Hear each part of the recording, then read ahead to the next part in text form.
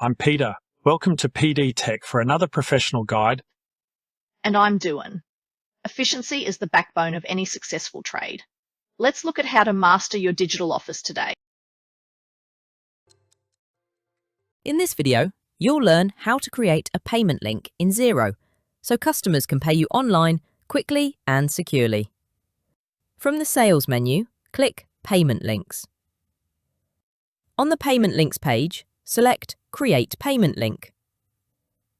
Complete the payment fields. Enter the contact. Add a unique name to create a new contact, or choose an existing contact. Add a short description of what you're charging for. Next, enter the amount. Then, check and update the sales account and tax information if needed.